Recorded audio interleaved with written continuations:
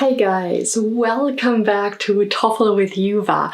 I scored a 29 out of 30 on TOEFL Reading, and in this video I will give you my 10 top tips that I used to get this score. Let's get started! By the way, if you want to boost your TOEFL score, check out my TOEFL materials.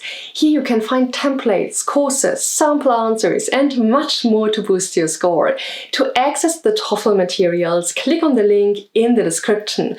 And if you like videos about the TOEFL, hit the like button and subscribe to this channel so that you don't miss the next video. The TOEFL reading section includes 2 academic texts that are about 700 words long.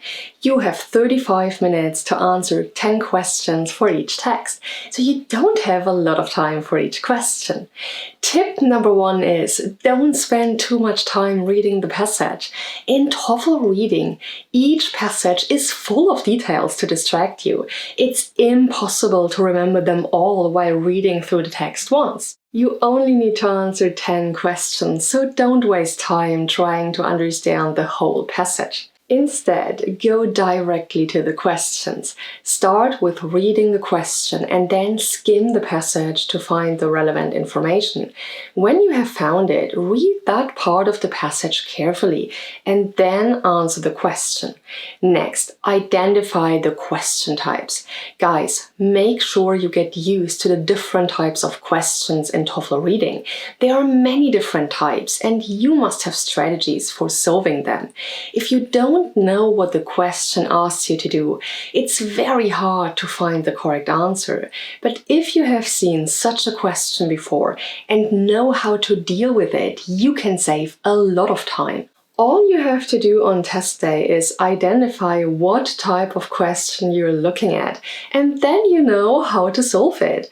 In my TOEFL reading course, I show you strategies that help you find the correct answers really fast for all types of questions. We also solve many practice tests together. Check it out, the link is in the description. Let's go on with tip number 3, scan for keywords.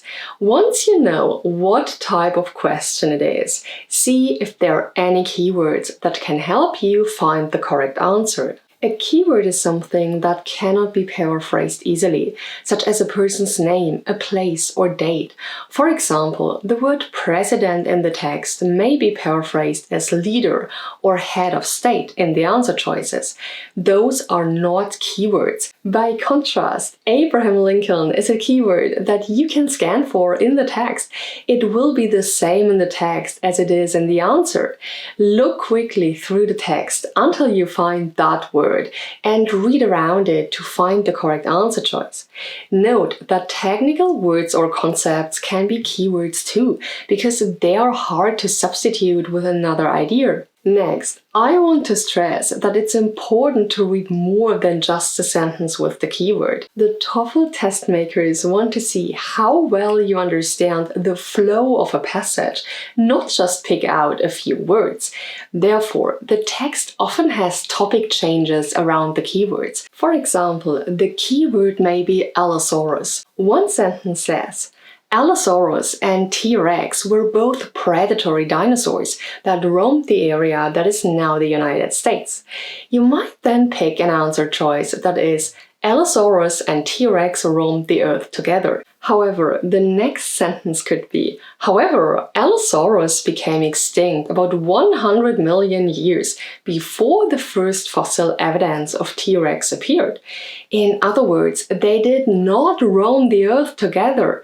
You must read more than one sentence to confirm the correct answer choice. Tip number 5 is double-check answers with numbers. While I'm talking about answer choices, I want to mention dates and numbers too. You may select an answer choice because you remember that number from the text. It's really easy to make a mistake that way. The numbers are often present in the text, but used in different ways. For example, another answer choice may say that Allosaurus lived for a period of about 100 million years. Well, we don't know that. If we look back, the number 100 million years refers to the time between when Allosaurus went extinct and T-Rex appeared. Always check statistics to avoid such mistakes. Also, beware of extreme words in the answer choices. I mean words like always, never, every, all, and none. These can make an otherwise correct answer choice into an incorrect one. Here's what I mean.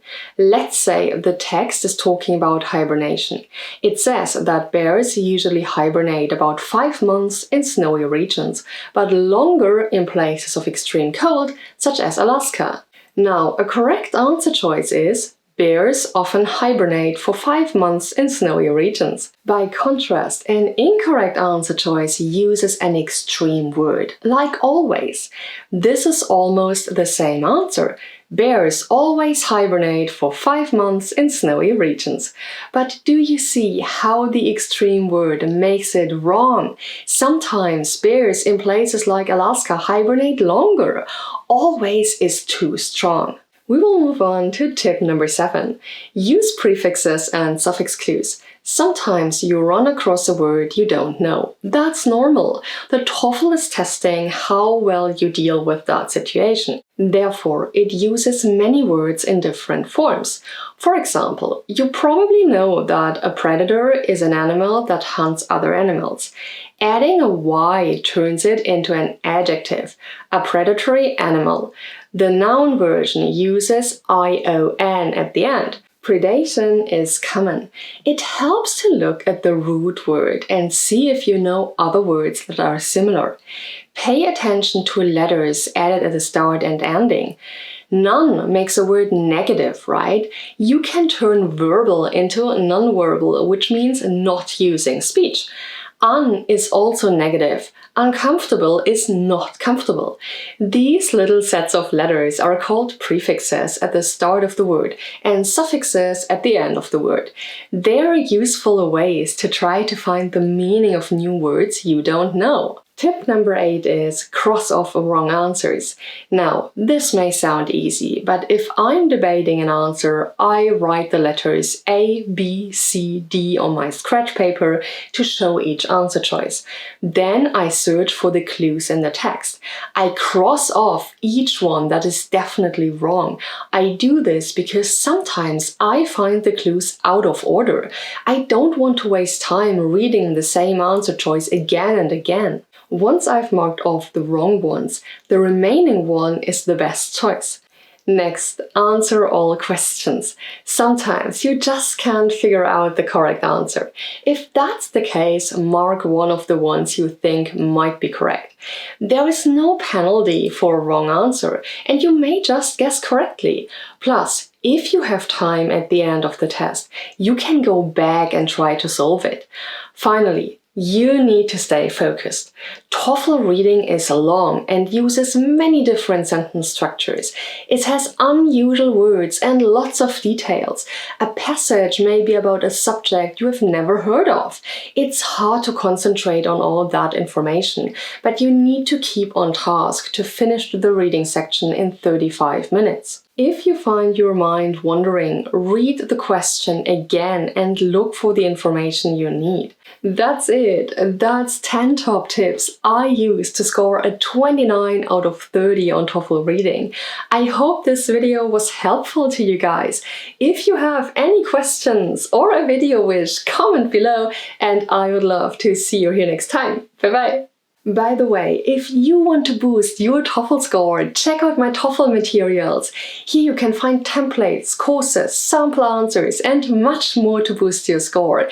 To access the TOEFL materials, click on the link in the description.